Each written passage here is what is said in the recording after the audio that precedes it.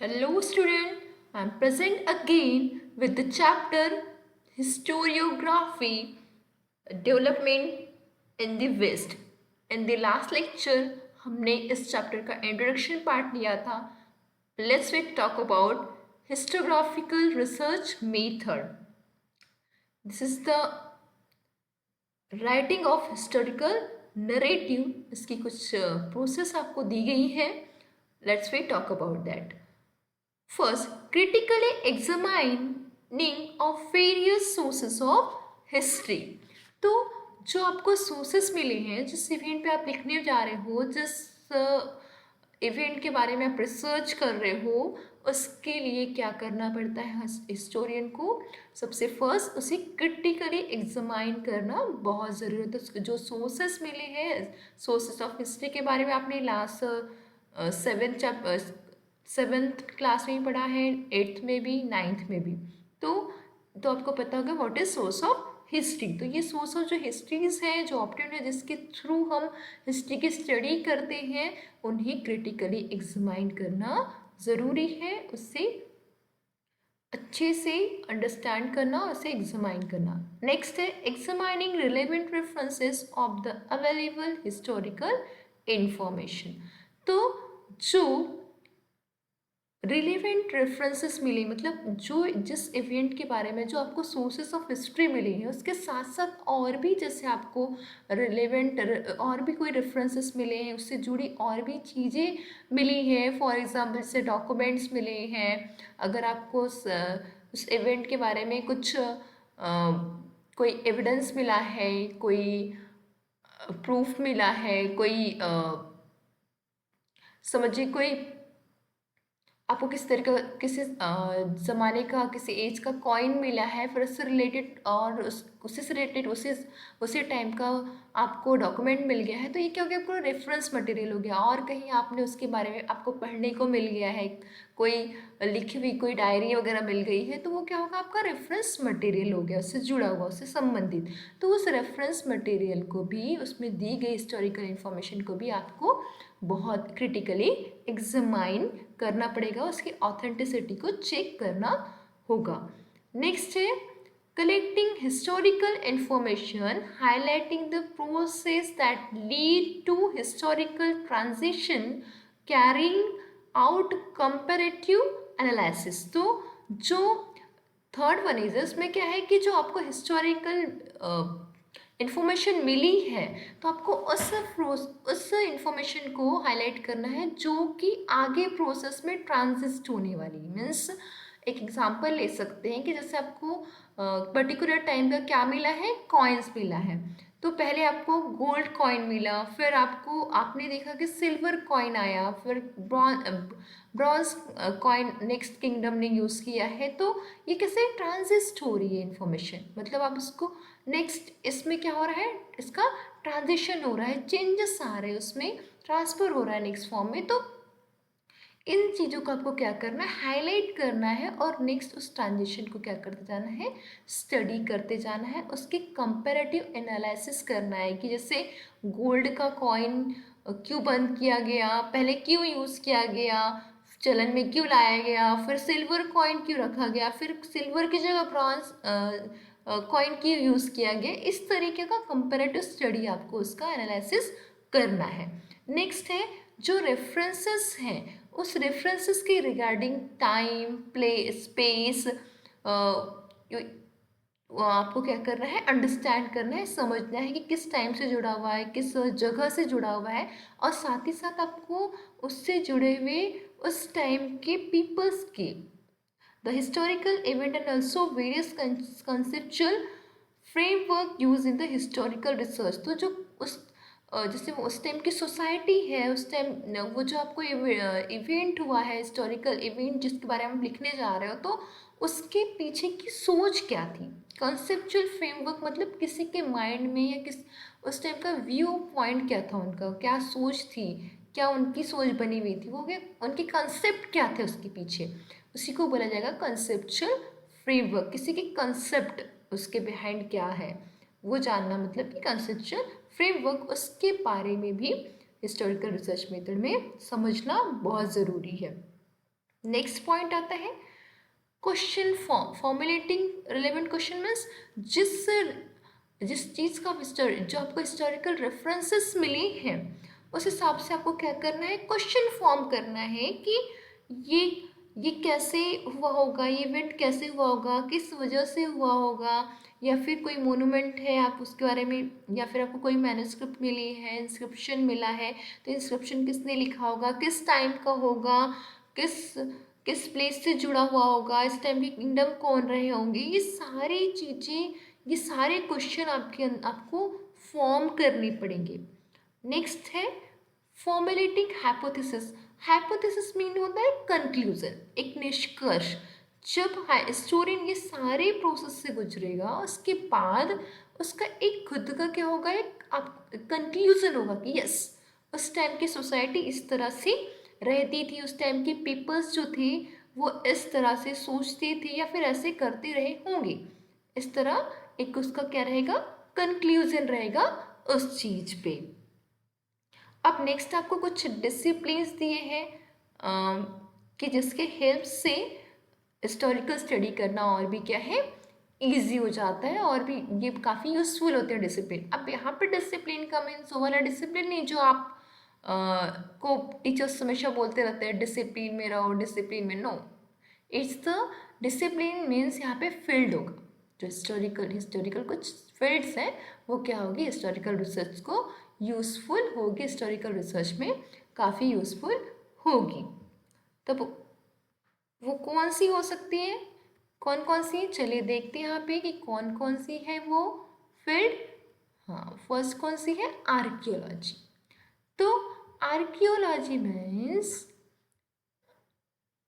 होता है उत्खनन पुरातत्व विभाग। जैसे कि हड़प्पा सिविलाइजेशन कैसे हमें पता चला उसके बारे में, उसमें क्या किया गया, खुदाई का काम हुआ वहाँ पे, उससे उससे हमें पता चला कि यहाँ पे कोई ना कोई सिविलाइजेशन थी, इस टाइप की सिविलाइजेशन थी, इस टाइप का उनका रहना था, इस तरह वो रहा करते थे, इस तरह से उनका एक नगर बना हुआ था, सिटी टाइप का उन्होंने अपना अपना इस तरह से उस तरीके से वो क्या बनाते थे, अपने घर बनाते थे वहाँ से। तो जो आर्कियोलॉजी डिपार्टमेंट है, डिसिप्लिन है, इससे क्या हो सकता है, हमें पता लग सकता है कि उस टाइम के उस जब हिस्टोरियन को रिसर्च करना हो हिस्टोरिकल तो वो इसकी हेल्प ले सकते हैं। नेक्स्ट आर्कीवल्स, आर्कीव में से स्टोर करना होता है, तो आर्कीवल साइंस में जो स्टोर है वो आपको उसमें हेल्प मिल सकती है आपको रिसर्च स्टडी करने के लिए। नेक्स्ट है मैन्युस्क्रिप्टोलॉजी। मैन्युस्क्रिप्टोलॉजी मतलब पहले लोग जैसे पेजेस पे थोड़ी लिखते थे, जैसे किसी चीज़ पे लिखते थे, कुछ लिखते थे, उसको बोलेंगे मैन्युस्क्रिप्ट। तो उसकी स्क्रिप्ट की स्टडी करना में स्टडी होती है इसमें मैन्युस्क्रिप्टोलॉजी में। एपिग्राफी, यहाँ पे लिखा ही है, study of inscription. Inscription means होता है किसी स्टोन पे या किसी वॉल पे कुछ पॉइंट वाली चीज़ से क्या करके रखना, कोर के रखना, गड़ा कर लिख के रखना, पेंटिंग बना के रखना। यहाँ पे एग्जाम्पल, यहाँ पे जो ये पिक्चर दी है ना, ये पिक्चर उस इंस्क्रिप्शन का एग्जाम्पल है। Next analysis of lettering style. अब लेटरिंग स्टाइल मीन्स होता है लेटर नहीं, जो आप लेटर बोलेंगे वो नहीं, लेटरिंग मीन्स अल्फ़ाबेट्स, उसको भी तो लेटर बोलते हैं।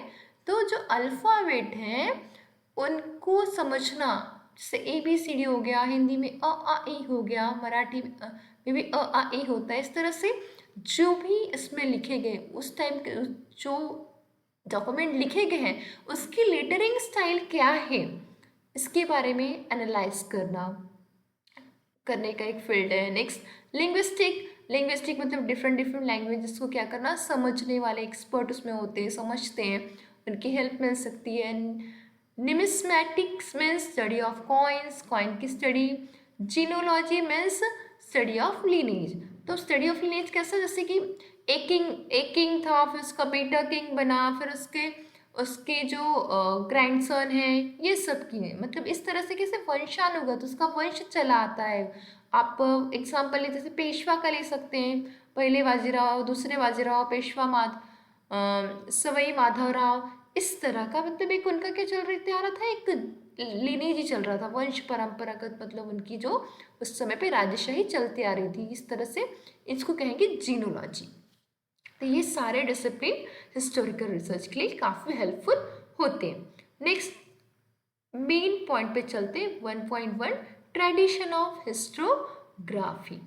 तो हिस्टोग्राफी का ट्रेडिशन कैसे आया, ये किस तरह से हिस्ट्री पास ऑन होते गई फ्यूचर जनरेशन में, आगे की जनरेशन को मिलते गई, फिर हिस्टोग्राफी लिखने का कैसे आगे ट्रेड आई, ये सारी चीज़ें। तो हमने हिस्टोरिकल रिसर्च मेथड देखा, क्रिटिकल एग्जामाइनिंग, हिस्टोरिकल सोर्स को क्रिटिकल एग्जामाइन करना है लिखने से पहले, ये देखा। अब मेन ये भी मैंने पहले ही आपको थोड़ा सा एक्सप्लेन कर दिया था एक सिंपल लैंग्वेज में। यहाँ पे आपको हिस्टोग्राफी की डेफिनेशन दी हुई है। The writing of critical historical narrative is known as historiography. Yes, critical historical narrative, ये वर्ड आपको क्रिटिकल वर्ड तो यूज़ करना पड़ेगा यहाँ पे। तो जो राइटिंग है, जो लिखते हैं हम क्रिटिकल हिस्टोग्राफी, नरेट करते हैं, नरेटिव में स्टोरी लिखना, कथा लिखना, यानी पास्ट इवेंट जो लिखना, ये तो उसे कहा जाता है हिस्टोग्राफी। और जो इसे लिखते हैं उसको हिस्टोरियन कहते हैं। जो इसे लिखते हैं वैसे ही कोई लिखता होगा क्या? नहीं। जब इतना सारा रिसर्च करने से पहले इतने सारे प्रूफ, इतने सारे एविडेंस को एग्जामाइन करना है, क्रिटिकली जज करना है, तो अब तो वो पक्का कोई अच्छा ही इंसान, पढ़ा लिखा स्कॉलर ही है। इसीलिए क्या कहा गया है? Scholar who writes such a narrative is called historian. अब the historian can not include every, अब ये देख लेते हैं। अब ये पैराग्राफ समझने के लिए पहले एक छोटी सी सिंपल सा एग्जाम्पल समझ लीजिए। जैसे अगर साइंटिस्ट को किसी चीज़ में साइंटिफिक रिसर्च करना है तो क्या करता है? पहले अपने माइंड में एक कंसेप्ट बना लेता है कि यस, मुझे रिसर्च इसी टॉपिक पे करना है। तो ये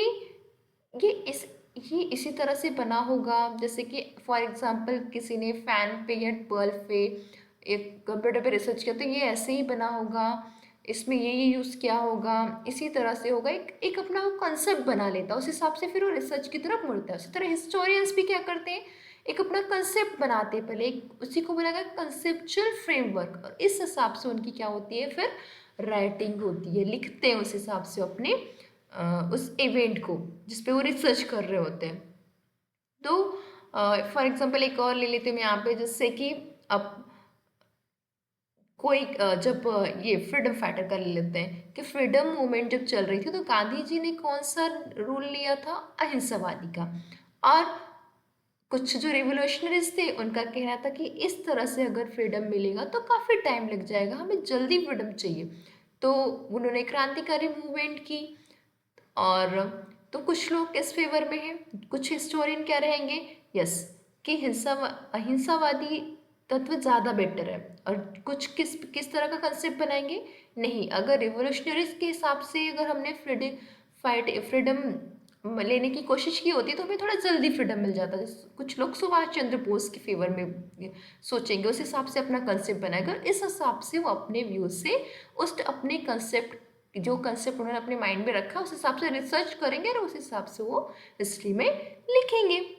तो इसी तरह यहाँ पे भी एक ऐसा ही होगा कि हिस्टोरियन जो है वो एक पूरे के पूरे past event as it is every past event नहीं नरेट करता। वो उन्हीं चीज़ों को इंक्लूसिव मीन्स इंक्लूड करना, इंटरप्रिटेशन में डिफाइन करना, उन्हीं चीज़ों को इंक्लूड करता है, डिफाइन करता है उन्हीं हिस्टोरिकल इवेंट्स को जो जिसका उसने अपने माइंड में, वो ये सब डिपेंड करता है उसके कंसेप्चुअल फ्रेमवर्क पे कि वो क्या लिख रहा है, क्या किस पर वो रिसर्च कर रहे हैं।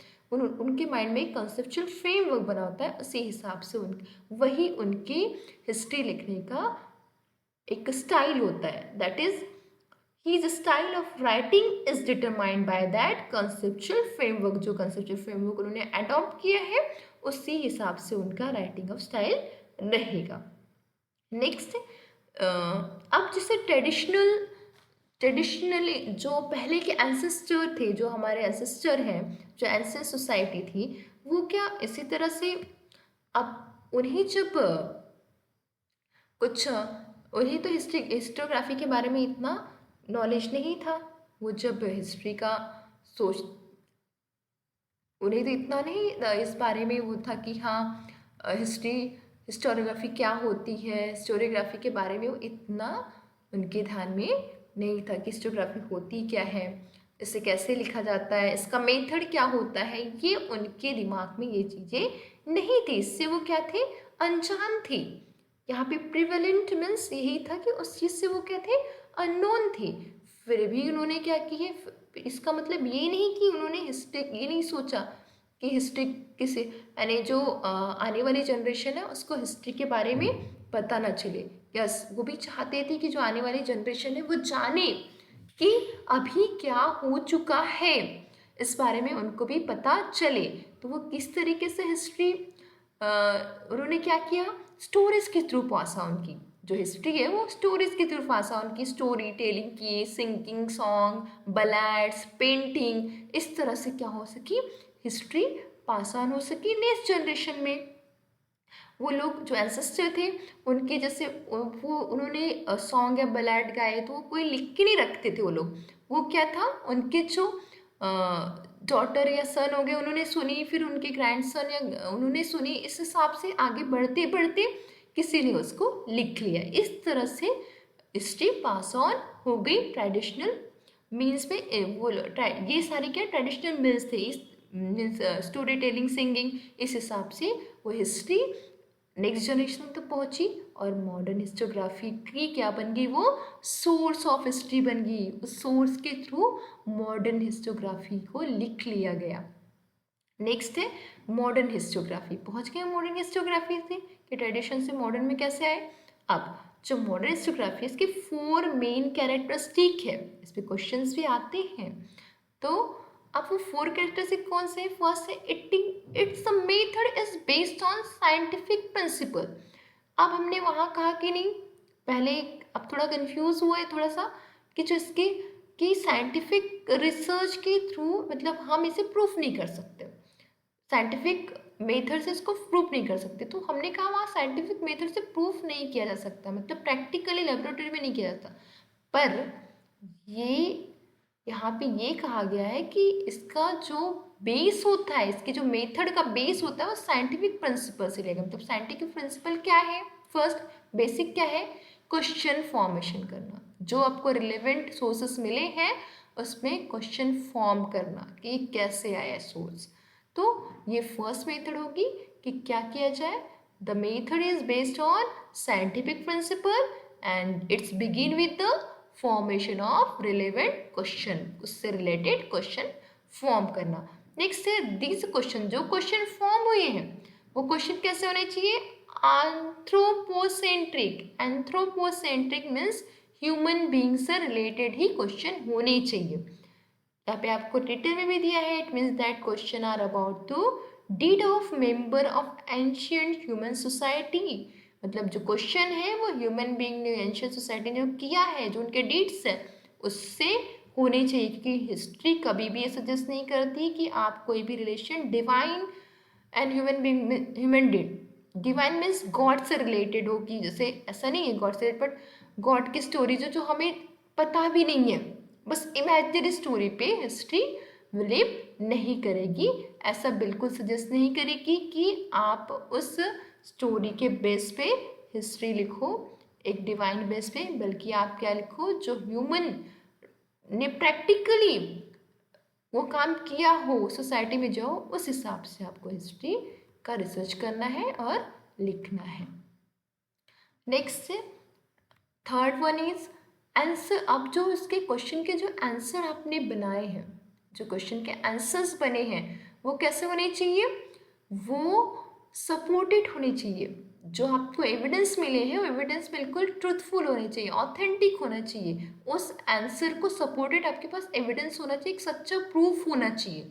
नेक्स्ट, हिस्ट्री क्या प्रेजेंट कर रही है, मैनकाइंड जर्नी प्रेजेंट कर रही है with the help of past human deeds. Human के ऊपर हिस्ट्री है।